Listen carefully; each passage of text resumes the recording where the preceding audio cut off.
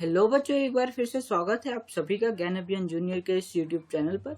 और आज है हमारा लेक्चर नंबर 9, जिसमें हम लोग कवर करने वाले हैं रिप्रोडक्शन इन एनिमल्स, जो कि क्लास 8 साइंस का चैप्टर नंबर 9 भी है। तो हमारा जो लेक्चर नंबर चल रहा है और जो चैप्टर नंबर चल रहा है दोनों सेम सेम चल रहा है, चैप्टर 1 लेक्चर 1, ठीक है। और एक नई चीज आप लोगों के लिए आ रही है कि हम जो है एक एमसीक्यू की जो सीरीज, एमसीक्यू प्रैक्टिस की जो सीरीज है, रैपिड एमसीक्यू प्रैक्टिस सीरीज जो है वो आने वाले हैं। क्योंकि इस बार जो स्कूल्स में ना आपके पेपरों में एमसीक्यू का जो वेटेज है ना वो थोड़ा ज्यादा होगा, मतलब एमसीक्यू आपसे ज्यादा पूछे जाएंगे। तो इसलिए हम ना एक सेपरेट वीडियो सीरीज लाएंगे, इसमें हम हर चैप्टर के ना एमसीक्यू को डिस्कस करेंगे। जो भी मैक्सिमम इंपॉर्टेंट एमसीक्यू होंगे वो मैं आपको बताऊंगा कि आपका कोई भी एमसीक्यू पेपर में मिस ना हो जाए, ठीक है। तो चलो अभी तो ये चैप्टर शुरू करते हैं। एमसीक्यू वाली सीरीज भी आपके पास जल्द आ जाएगी, उसे भी देख लेना है एक बार, ठीक है। आपका रिवीजन भी हो जाएगा और एमसीक्यू प्रैक्टिस भी हो जाएगी। तो चलो इसे शुरू करते हैं। आवर एम, हमारा एम क्या है? तो पहला, टाइप्स ऑफ रिप्रोडक्शन। रिप्रोडक्शन की जो टाइप्स हैं, जैसे कि सेक्सुअल रिप्रोडक्शन, असेक्सुअल रिप्रोडक्शन, वो हम देखेंगे। सेकेंड, हम फर्टिलाइजेशन देखेंगे। जो सेक्सुअल फर्टिलाइजेशन जो है ना काफी मेन टॉपिक है, यहीं से जो मतलब मेन सवाल है ना वो बनते हैं। फर्टिलाइजेशन तो पक्का एक सवाल आना ही आना है, ठीक है, ऐसा मतलब टॉपिक है ये। तो इसको हम स्टडी करेंगे। थर्ड, हमारा डेवलपमेंट ऑफ एम्ब्रियो, जो सेक्सुअल रिप्रोडक्शन के बाद जो जाइगोट बनेगा, उसके बाद एम्ब्रियो बनेगा, वो सब हम देखेंगे, इसके डेवलपमेंट के बारे में देखेंगे। फोर्थ, हम देखेंगे male reproductive system, female reproductive system, और हम असेक्सुअल रिप्रोडक्शन के भी कुछ टाइप्स देखेंगे। तो चलो शुरू करते हैं यार। सबसे पहले जो ये चैप्टर मैं पहले आपको बता दूं कि एक स्टोरी की तरह नहीं चलने वाली है। इसमें हम कई सारी चीजें पढ़ेंगे जो कि आपस में रिलेटेड है। लेकिन ये जो चैप्टर है, जैसे क्रॉप प्रोडक्शन चैप्टर था, आपको याद होगा कि उसमें सारी एक कहानी की तरह चल रही थी। इसमें वैसे कहानी की तरह नहीं चलेगी, इसमें आपको मतलब हर चीज रिलेटेड होगी, ठीक है, समझ गए होगे आप। तो अभी देखते हैं असेक्सुअल रिप्रोडक्शन। तो जो रिप्रोडक्शन होती है, तो रिप्रोडक्शन एक इम्पॉर्टेंट है, क्योंकि अगर रिप्रोडक्शन ना हो तो उस स्पीशीज का पूरा रेस ही खत्म हो जाएगा। मान लो कि अगर ह्यूमंस रिप्रोड्यूस ही ना कर पाए या ना करें, तो एक टाइम आएगा जब सारे ह्यूमंस की डेथ हो जाएगी और उसके बाद कोई फर्दर होगा ही नहीं जो कि फिर से रिप्रोड्यूस करे। तो इसीलिए रिप्रोडक्शन इंपॉर्टेंट है। ऐसे ही हर स्पीशीज के बारे में, जो भी एनिमल, जो भी प्लांट्स आप देखते हो, मान लो कि कोई सा एनिमल ऐसे डॉग, वो रिप्रोड्यूस करना ही बंद कर दे ग्लोबली, है ना, ग्लोबल मतलब पूरे अर्थ पे जितने भी डॉग्स है कोई रिप्रोड्यूस ही नहीं कर रहे, तो एक टाइम आएगा जब सारे डॉग्स खत्म हो जाएंगे। तो इसीलिए जो रिप्रोडक्शन है वो इम्पोर्टेंट है। तो पहला देखते हैं, दो टाइप के रिप्रोडक्शन होते हैं, सेक्सुअल रिप्रोडक्शन और असेक्सुअल रिप्रोडक्शन। तो इन दोनों की दो तरह के रिप्रोडक्शन की जरूरत क्यों पड़े ये भी हम देखेंगे, ठीक है। तो वो भी मैं आपको बताऊंगा कि क्यों जरूरत पड़ी। एक ही तरीके से क्या सबका रिप्रोडक्शन नहीं हो सकता? नहीं, ऐसा नहीं हो सकता। देखते हैं, asexual reproduction is the production of new organism from a single parent without the involvement of sex cells or gametes. The new organisms produced by asexual reproduction is exactly identical to the parents. तो asexual reproduction यार एक बहुत simple, एक बहुत ही basic तरह का reproduction है, जिसमें कि सिर्फ एक सिंगल पेरेंट होता है ना, मतलब एक सिंगल ऑर्गेनिज्म होता है बिना किसी गैमेट्स के इन्वॉल्वमेंट के। गैमेट्स क्या होते हैं? ये होते हैं सेक्स सेल्स। तो गैमेट्स जो होते हैं ये मैं आपको कैसे बताऊं, जैसे कि ह्यूमंस में होते हैं, जैसे स्पर्म्स होते हैं, और वो हम आगे देखेंगे, यहाँ पे स्पर्म्स होते हैं, और ये देखो यहाँ पे ओवरीज होते हैं, है ना। तो ये दो, जैसे ये दोनों क्या हो गए, गैमेट्स हो गए। तो ये दोनों क्या करते हैं, आगे चल के गैमेट्स प्रोड्यूस करते हैं। तो वैसे ही यहाँ ये जो इतना बेसिक होता है ये असेक्सुअल रिप्रोडक्शन, कि इसमें ना सिर्फ सिंगल पेरेंट होते हैं और कोई भी गैमेट्स का इन्वॉल्वमेंट हो ही नहीं सकता, क्योंकि अगर दो पेरेंट होंगे तभी एक पेरेंट ए का एक गैमेट होएगा और पेरेंट बी का एक गैमेट होगा। लेकिन ये इतना बेसिक है कि इसमें सिर्फ एक ही पेरेंट है, इसलिए कोई भी गैमेट्स का इन्वॉल्वमेंट नहीं होता है। अच्छा, दूसरी बात कि अगर कोई भी गैमेट का इन्वॉल्वमेंट ही नहीं है तो कुछ चेंजेस ही नहीं आएंगे। अगर दो पेरेंट होंगे तो कुछ कैरेक्टरिस्टिक्स, कुछ फीचर्स पेरेंट ए के, कुछ फीचर्स पेरेंट बी के, ऐसा होगा। लेकिन अगर हमारा जो है असेक्सुअल रिप्रोडक्शन है जैसे, तो इसमें एक ही पेरेंट है, तो इसमें जो है ना, जो आगे ऑर्गेनिज्म रिप्रोड्यूस होके न्यू ऑर्गेनिज्म आएगा, जो डॉटर ऑर्गेनिज्म आएगा, वो एग्जैक्टली आइडेंटिकल हो जाएगा पेरेंट्स की तरह, मतलब जैसे बिल्कुल कॉपी हो जाएगा बिल्कुल, तो ह्यूमंस में क्या होता है, आप देखते होगे कि जैसे अगर कोई कपल है और फिर उनका कोई बेटा होता है या बेटी होती है, तो वो एग्जैक्टली एक जैसे नहीं दिखते दोनों के, थोड़े चेंजेस आते हैं। क्यों आते हैं चेंजेस? क्योंकि दो पेरेंट्स इन्वॉल्व है, गैमेट्स इन्वॉल्व है। लेकिन असेक्सुअल रिप्रोडक्शन में ऐसा कुछ नहीं होता है। तो जो ऑर्गेनिजम्स रिप्रोड्यूस होते हैं आइडेंटिकली सेम होते हैं पेरेंट्स की तरह, ठीक है। फिर सेकंड पॉइंट हमारा है फॉर एग्जाम्पल, मतलब ये एग्जाम्पल्स हैं असेक्सुअल रिप्रोडक्शन के, बाइनरी फिजन्स, बडिंग, फ्रेगमेंटेशन एक्सेट्रा। आपके जो सिलेबस में सिर्फ पहले दो हैं, बाइनरी फिजन और बडिंग। फ्रेगमेंटेशन और भी कई सारे मेथड्स होते हैं जो कि हम आगे की क्लासेस में पढ़ेंगे। तो ये दोनों भी हम देखेंगे कि बाइनरी फिजन और बडिंग कैसे होता है, क्या होता है। फॉर एग्जाम्पल जैसे कि अब असेक्सुअल रिप्रोडक्शन से कौन रिप्रोड्यूस करता है, तो एमोइबा और हाइड्रा जो है ये असेक्सुअल रिप्रोडक्शन से रिप्रोड्यूस करते हैं। अच्छा, लिमिटेशन अब मैं इसकी बताता हूँ आपको कि जो यार असेक्सुअल रिप्रोडक्शन है ना, ये ना बहुत बेसिक होता है ना, बहुत लो लेवल होता है। तो लो लेवल होता है तो एमोइबा और हाइड्रा दोनों सिंगल सेल्ड होते हैं। तो ये दोनों सिंगल सेल तो आसानी से ना ब्रेक हो जाएंगे, दोनों आसानी से टूट जाएंगे। जैसे कि आप बाइनरी फिशन में देखोगे कि एक ही एमोइबा होता है और वो दो हिस्सों में, दो डॉटर सेल्स में टूट जाता है। लेकिन क्या ऐसा ह्यूमंस के साथ पॉसिबल है? सोचो थोड़ा, क्या ऐसा ह्यूमन या किसी बड़े एनिमल्स या किसी प्लांट के साथ पॉसिबल है कि कोई बड़ा सा पेड़ है और वो बीच से टूट जाए और फिर दो पेड़ बन जाए? ऐसा पॉसिबल है क्या? नहीं है ना पॉसिबल। या कोई ह्यूमन टूट जाए और फिर दो नए ह्यूमंस बन जाए, ऐसा पॉसिबल है क्या? ऐसा पॉसिबल नहीं है, क्योंकि आगे चल के जो बॉडी का जो वो स्ट्रक्चर है वो काफी ज्यादा कॉम्प्लेक्स हो जाता है।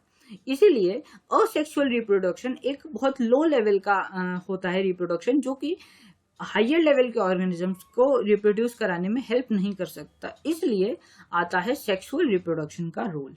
असेक्सुअल रिप्रोडक्शन समझ गए? जो भी यहाँ पे मैंने तीनों पॉइंट लिखे हैं, बस ये तीनों पॉइंट याद रखने हैं आपको। सेक्सुअल रिप्रोडक्शन देखते हैं। The type of reproduction beginning from fusion of male and female. अब देखो सेक्सुअल रिप्रोडक्शन आ गया तो दो इसमें पेरेंट्स आ जाएंगे, मेल पेरेंट और female parent. The type of reproduction beginning from fusion of male and female gametes is known as sexual reproduction. तो जब मेल गैमेट और फीमेल गैमेट आपस में फ्यूज होते हैं, इस फ्यूजन को हम क्या कहते हैं? इसी फ्यूजन को हम नाम देते हैं फर्टिलाइजेशन। तो ये फर्टिलाइजेशन के बारे में तो हम और डिटेल में देखेंगे। तो यार यही होता है सेक्सुअल रिप्रोडक्शन। मेन जो बात है ना सेक्सुअल रिप्रोडक्शन और असेक्सुअल रिप्रोडक्शन को अलग करने वाली यही है कि दो पेरेंट का इन्वॉल्वमेंट होता है और जो मेल गैमेट और फीमेल गैमेट है दोनों आपस में फ्यूज करते हैं।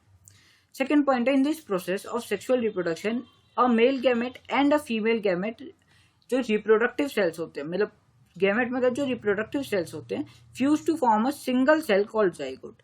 इन दोनों के जो मेल पेरेंट है और जो फीमेल पेरेंट है, इन दोनों के गैमेट आपस में फ्यूज होते हैं और उसके बाद एक सिंगल सेल बनाते हैं जिसे हम कहते हैं जाइगोट। ठीक है, then zygote further develops and divides to form a new individual. फिर जाइगोट सिंगल सेल्ड है। कोई बेबी बॉर्न होता है तो क्या वो सिंगल सेल का होता है? नहीं होता ना, पूरा उसमें मतलब और वो बॉडी काफी ज्यादा डेवलप हो चुकी होती है, हाथ होते हैं, पैर होते हैं, अंदर के इंटरनल ऑर्गन्स भी फॉर्म हो जाते हैं। लेकिन जो लाइफ शुरू होती है वो एक सिंगल सेल जाइगोट से शुरू होती है। उसके बाद फिर यही जाइगोट डेवलप करता है, उसके बाद यही डिवाइड करता है, ये सेल फिर रिप्रोड्यूस करता है और पूरी बॉडी फॉर्म होती है। तो फॉर एग्जाम्पल है हमारे एनिमल्स लाइक काउज, जो काउ होते हैं, जो डॉग्स होते हैं, और ह्यूमंस भी जो है, ह्यूमंस भी तो एक तरह के एनिमल्स ही हैं। तो ह्यूमंस भी जो हैं वो सभी सेक्सुअल रिप्रोडक्शन से रिप्रोड्यूस करते हैं। अब यहाँ पे यार ये बहुत इंपॉर्टेंट, बहुत बहुत बहुत इंपॉर्टेंट पार्ट आ गया हमारा। स्कूल्स आपसे क्वेश्चन पूछ सकता है, difference between asexual reproduction and sexual reproduction. तो पहला point, involves only one parent, मैंने बता दिया। Involves two parents, gametes are not produced, gametes are produced by organisms.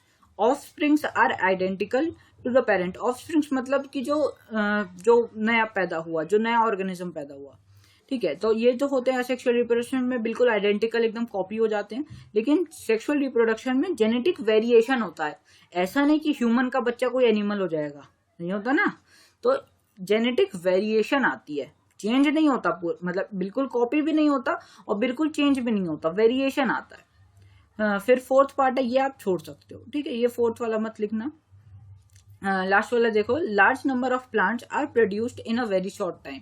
मतलब कि अगर असेक्सुअली रिप्रोड्यूस कर रहा है तो एक मान लो असेक्सुअली रिप्रोडक्शन हो रहा है, एक एमोइबा टूट के 2 एमोइबा बन गया। अब ये दोनों एमोइबा, ये एक एमोइबा फिर टूट के 2 एमोइबा बन जाएगा और ये एमोइबा टूट के फिर 2 एमोइबा बन जाएगा। तो इससे क्या हो जाएगा कि बहुत सारे जो यहाँ प्लांट्स की जगह ऑर्गेनिज्म, बहुत सारे जो ऑर्गेनिजम्स है वो काफी शॉर्ट टाइम में प्रोड्यूस हो सकते हैं।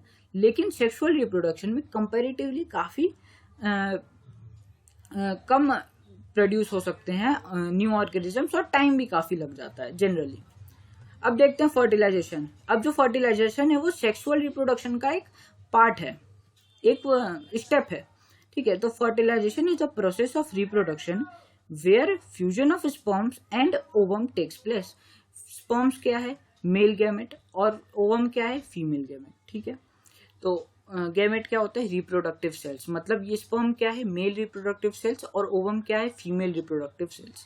तो fertilisation is the process of reproduction where fusion of sperm and ovum take place. Fusion हो रहा है when sperms come in contact with an egg. Egg क्या है? ये ओवम। ये एग क्या है? ओवम। ऐसा रिलेट करो, ठीक है। एग रियलिटी, एग बिल्कुल ओवम नहीं है, लेकिन रिलेट करो कि egg ovum. When sperms come in contact with an egg, one of sperms may fuse with the egg. मतलब जब स्पर्म क्या है यार? एक सिंगल सेल है। तो जब स्पर्म प्रोड्यूस होगा तो एक सिंगल स्पर्म तो प्रोड्यूस नहीं होगा ना, मिलियंस ऑफ स्पर्म्स प्रोड्यूस होते हैं। लेकिन उन मिलियंस ऑफ स्पर्म्स में से सिर्फ एक ही स्पर्म होता है जो कि एग के साथ फ्यूज कर सकता है।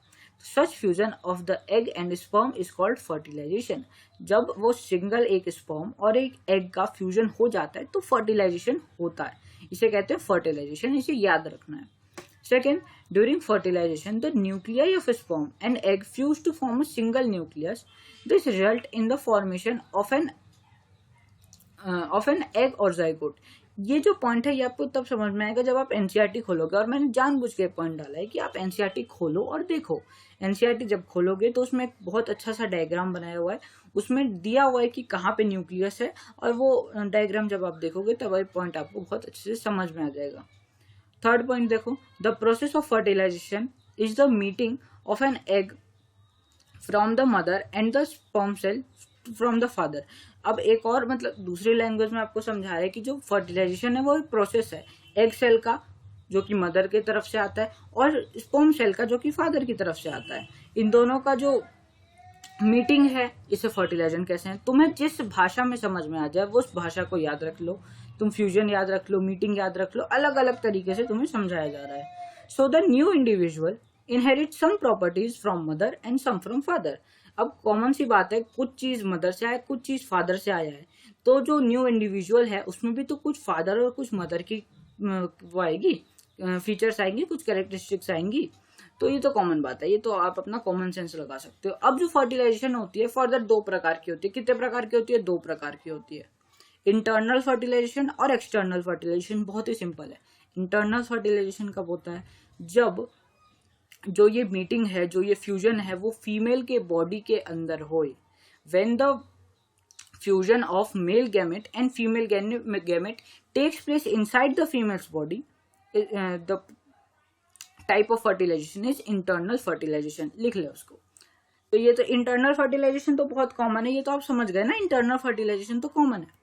अब है एक्सटर्नल फर्टिलाइजेशन। इसके बारे में एनसीईआरटी ने थोड़ा खास तरीके से लिखा है, तो इसलिए मैं बताता हूँ। The type of fertilization in which fusion of male and female gamete take place. वही बात है, फर्टिलाइजेशन है तो फ्यूजन तो हो गई। Take place outside the body of female is called external fertilization. जब यही फ्यूजन फीमेल के बॉडी के बाहर हो, फीमेल के बॉडी के बाहर हो, तो इसे एक्सटर्नल फर्टिलाइजेशन कहते हैं। For example frog. फ्रॉग भी सेक्सुअली रिप्रोड्यूस करता है, लेकिन जो फर्टिलाइजेशन होता है वो फीमेल के बॉडी के अंदर नहीं होता। Frog is not covered, frogs eggs, अच्छा फ्रॉग के जो अंडे होते हैं is not covered by a shell and is comparatively very delicate. A layer of jelly holds the egg together and provides protection to the egg. जैसे कि normal जो आप एग देखते हो, बत्तख का अंडा होता है, या मतलब डक का एग होता है, या हेन का एग होता है, तो वो दोनों जो होते हैं हार्ड टफ कोटिंग से कवर होते हैं जो कि कैल्शियम का बना होता है। लेकिन जो फ्रॉग का एग होता है वो किसी भी शेल से कवर नहीं होता है, वो क्या होता है, एक जेली से कवर होता है जो कि उससे प्रोटेक्ट करता है। As the eggs are laid the male deposits sperm over them. जब जो पानी के अंदर जब एग्स फीमेल छोड़ देती है तो उसके बाद फिर मेल फ्रॉग जो है उसके ऊपर स्पर्म्स छोड़ देता है। Each sperm swims randomly in the water with help of its long tail. जो स्पर्म सेल होता है उसके पास, जब आप उसका स्ट्रक्चर देखोगे हायर क्लासेस में, तब आपको पता चलेगा कि उसका जो होता है एक टेल भी होता है, एक हेड भी होता है उसका। तो उस टेल से वो स्विम करता है, वो मूव करता है, और उसके बाद फिर इन्हीं जो एग्स हैं उनके साथ फ्यूज करता है, और उसके बाद फिर फर्टिलाइजेशन हो जाता है। तो ये एक तरह का क्या हुआ, एक्सटर्नल फर्टिलाइजेशन, एग्जाम्पल फ्रॉग। और जो एक्वाटिक एनिमल्स है लाइक जो वो हो गया स्टारफिश हो गया, जो आपका वो हो गया ऑक्टोपस हो गया, तो ये सब क्या करते हैं, ये एक्सटर्नली फर्टिलाइज करते हैं। अब उसके बाद एक्सटर्नल फर्टिलाइजेशन देख लिया, अब हम इंटरनल फर्टिलाइजेशन देख रहे हैं कि अगर फीमेल के बॉडी के अंदर फ्यूजन होना है तो उसके लिए कौन से ऑर्गन्स रिस्पॉन्सिबल होते हैं, तो वो देखते हैं। उसके लिए एक मेल का होगा और एक फीमेल का होगा, है ना। दो मेल पेरेंट और फीमेल पेरेंट के बीच में के गैमेट्स में फ्यूजन होना है। तो the male reproductive organ includes pair of testis, single testis, 2 sperms and a penis. तो ये होता है एक मेल रिप्रोडक्टिव सिस्टम। इसमें क्या होते हैं, 2 टेस्टिस, मतलब 1 पेयर ऑफ टेस्टिस होते हैं ना, 1 टेस्टिस नहीं, 1 पेयर ऑफ टेस्टिस, और उसके बाद फिर एक पेनिस होता है और एक स्पर्म डक्ट होता है, और इधर जो आपको दिख रहा है यहाँ पे बड़ा सा, ये है यूरिनरी ब्लैडर, और इसके बीच में कई सारे ग्लैंड्स भी होते हैं, जैसे कि प्रोस्टेट ग्लैंड, सेमिनल वेसिकल, ये सब आप हायर क्लासेस में देखोगे। सेकेंड हम देखते हैं, सेकेंड पॉइंट, मतलब ये आपको याद रखना है कि क्या क्या होते हैं मतलब एक मेल रिप्रोडक्टिव ऑर्गन में। सेकेंड पॉइंट है हमारा, the testis produce millions of male gametes called sperms. जो ये जो मेल गैमेट्स होते हैं इन्हीं को स्पर्म्स कहते हैं। और जो टेस्टिस है, यहीं पे क्या होता है, टेस्टिस में क्या होता है, जो स्पर्म्स है उनका फॉर्मेशन होता है, और फॉर्मेशन होने के बाद ये स्पर्म डक्ट द्वारा पेनिस की तरह वो पेनिस से क्रॉस होता हुआ रिलीज होता है। Third, the sperm cells are very small in size, each has a head, a middle piece and a tail. अगर मेरे को स्पर्म की इमेज मिलती तो मैं यहाँ पे मिलेगी तो मैं यहाँ पे लगा दूंगा। तो ये बताना चाहिए कि स्पर्म एक बहुत छोटा सेल होता है जिसकी एक हेड होता है, एक मिडल पीस होता है और एक टेल होता है। वो टेल क्यों होता है, कि वो स्विम करके, कि वो तैर करके कि एग तक पहुंच सके। तो इसीलिए जो स्पर्म होता है वो मूवेबल होता है, मोटाइल होता है। तो आपको ये चीजें याद रखनी है, और इसका जो डायग्राम है ये भी याद रखना है, डायग्राम की प्रैक्टिस कर लेना। अब डायग्राम भी देखो यार, पेपर में डायग्राम भी आते हैं, तो डायग्राम भी मैं आपको बता दूंगा कहाँ कहाँ से डायग्राम आते हैं। तो ये वाला डायग्राम और ये वाला भी डायग्राम याद रखना है, प्रैक्टिस कर लेना। फीमेल रिप्रोडक्टिव सिस्टम में क्या क्या होता है, और female reproductive organs are ovary, pair of ovaries, जैसे यहाँ पेयर ऑफ टेस्टिस था वैसे यहाँ पेयर ऑफ ओवरीज, ओविडक्ट्स जिसे फेलोपियन ट्यूब्स भी कहते हैं कॉमन लैंग्वेज में, और एक यूट्रस। ठीक है, इसमें भी वही 3 चीजें हैं, बस थोड़ी अलग हैं, मतलब अलग ही हैं। The ovary produces female gametes called ओवा। यहाँ पे क्या करता था, टेस्टिस प्रोड्यूस करता था, क्या प्रोड्यूस करता था, मेल गैमेट जिसे स्पर्म्स कहते थे। यहाँ पे जो ओवरी प्रोड्यूस करता है ये फीमेल गैमेट्स प्रोड्यूस करता है जिन्हें हम ओवा कहते हैं। In human beings a single matured egg is released into oviduct by one of the ovaries every month। तो यहाँ पे जो ओवरीज हैं यही तो है ना जो कि एग्स प्रोड्यूस कर रही है, जिन्हें हम ओवा कहते हैं, सिंगुलर ओवा। तो यही दोनों जो है ये एग्स प्रोड्यूस करती हैं, और उसके बाद जब एक सिंगल एग मैच्योर हो जाता है, बड़ा हो जाता है, तब उसके बाद यही ओविडक्ट से वो पास करता है, और फीमेल में हर मंथ एक जो एग है, एक जो ओवा है वो रिलीज होता है। फोर्थ पॉइंट है, uterus is the part where development of baby takes place. अब मान लो कि फर्टिलाइजेशन हो गया, एग और स्पर्म का फ्यूजन हो गया, अब बेबी जब फॉर्म होगा, जाइगोट जब फॉर्म होगा, तो उसका डेवलपमेंट कहाँ पे होगा, तो वो डेवलपमेंट होगा यूट्रस में, जो कि यूट्रस आपको यहाँ पे ये जो एरिया है दिख रहा है, यूट्रस। ठीक है, आगे देखते हैं। अब डेवलपमेंट ऑफ एम्ब्रियो। अब हम केस देख रहे हैं कि जो फर्टिलाइजेशन है वो हो गया, जो जाइगोट है वो फॉर्म, फर्टिलाइजेशन के बाद क्या है, fertilization results in the formation of zygote. Fertilization हो गया, इस तरह से हम फर्टिलाइजेशन कर रहे हैं, अगर ये हो गया तो उसके बाद क्या फॉर्म होगा, जाइगोट फॉर्म होगा। तो जाइगोट क्या होता है, जाइगोट सिंगल सेल होता है। सिंगल सेल क्या होता है, सिंगल सेल वो जो बेबी है, जो न्यू ऑर्गेनिज्म है, वो सिंगल सेल से बड़ा बनेगा, सिंगल सेल रिप्रोड्यूस करके उसकी बॉडी को फॉर्म करेगा, तो वो सिंगल सेल को कहते हैं हम जाइगोट। तो the zygote divides repeatedly to give rise to ball of cells. The cells again begin to form groups that develop into different tissues and organs of body. यही बात यहाँ पे लिखी गई है कि जो सिंगल सेल है ना, अब ये बार बार रिप्रोड्यूस करेगा, रिपीटेडली रिप्रोड्यूस करेगा, जिससे कि कई सारे डिफरेंट टिश्यूज बन जाए। टिश्यूज और सेल्स तो हम पढ़ चुके हैं बहुत अच्छे से चैप्टर 8 में, और वही टिश्यूज जो है फिर ऑर्गन्स फॉर्म करेंगे। This developing structure is termed as embryo. अब ये जो स्ट्रक्चर है, सेल्स का स्ट्रक्चर है जो डेवलप कर रहा है, इसी को हम एम्ब्रियो कहते हैं। जब सिंगल सेल होता है तब जाइगोट, और जब मल्टीपल सेल्स होते हैं तो embryo. The embryo gets embedded in the wall of uterus for further development.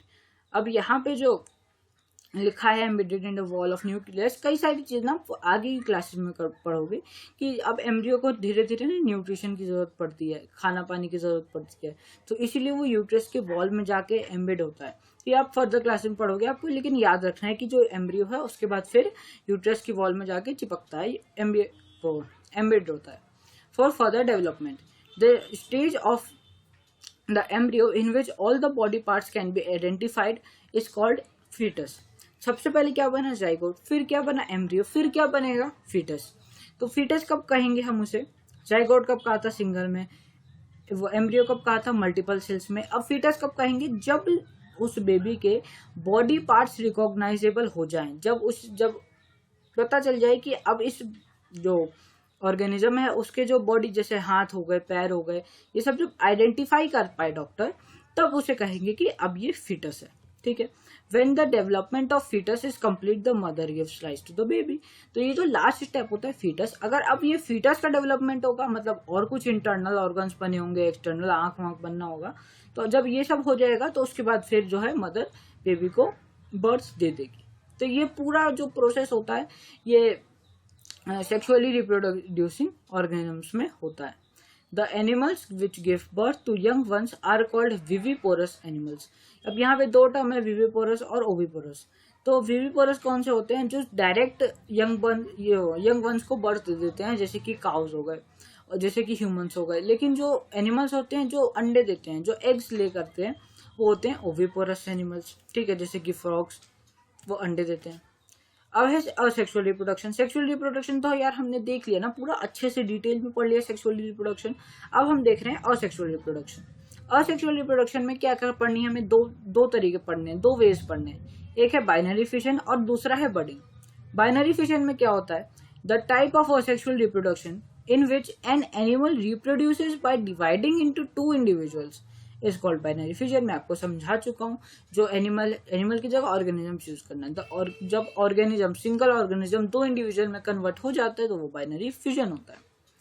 तो amoeba is a single celled organism. It is, अब मैं बता देता हूँ आपको, जो एमोइबा वो सिंगल सेल्ड ऑर्गेनिज्म है जो कि बाइनरी फिशन के मेथड से रिप्रोड्यूस करता है। और जब मैं आपको यहाँ इमेज में दिखाता हूँ कि जब यहाँ पे एक सिंगल पैरेट एमोइबा है और उसके बाद फिर देखो क्या स्ट्रक्चर फॉर्म होता है। अब इसका जो न्यूक्लियस है, जहाँ पे इसका सारा जेनेटिक मटेरियल और सब कुछ है, यहाँ पे जो मेन है न्यूक्लियस, वो फिर एक लंबा एलोंगेटेड स्ट्रक्चर फॉर्म करता है। एलोंगेशन मतलब लंबा होता है, वो खिंचता है न्यूक्लियस। और उसके बाद फिर एक बड़ा, मतलब जो पेरेंट बॉडी है उससे एक लंबी बॉडी फॉर्म हो जाती है। वही चीज यहाँ पे लिखी है कि it begins with the process of reproduction by division of its nucleus. अब क्या हो रहा है? इसका जो न्यूक्लियस है वो डिवाइड होने के कगार पे आ रहा है इनटू 2 न्यूक्लियाई। उसके बाद क्या हो जाएगा? 2 न्यूक्लियाई बन जाएगा।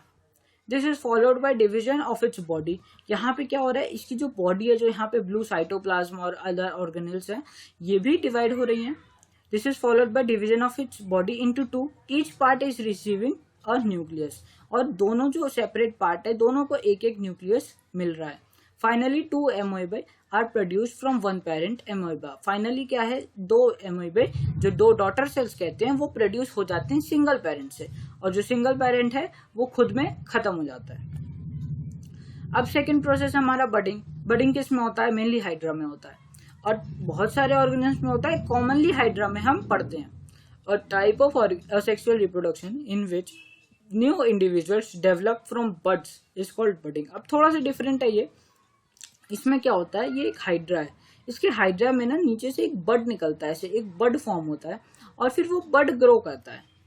देखो कैसे कैसे जो है बड वो ग्रो करता है। उसके बाद क्या होता है, इन ईच हाइड्रा देयर में बी वन और मोर बल्जेस। ये बल्जेस वही है जो कि बाहर की ओर आउट ग्रोथ हो रहा है। तो यहाँ पे तो एक ही डायग्राम में दिखाया हुआ है, लेकिन एक से ज्यादा मल्टीपल भी हो सकते हैं। These bulges are developing new individuals and they are called buds। इन्हीं को जो कहते हैं, ये जो न्यू इंडिविजुअल्स फॉर्म होंगे, मतलब ये एक तरह का इसका पार्ट नहीं रहेगा, बाद में ये एक न्यू इंडिविजुअल फॉर्म हो जाएगा, तो इसे हम कहते हैं buds. When these bulges develop completely, they get detached from the parent body।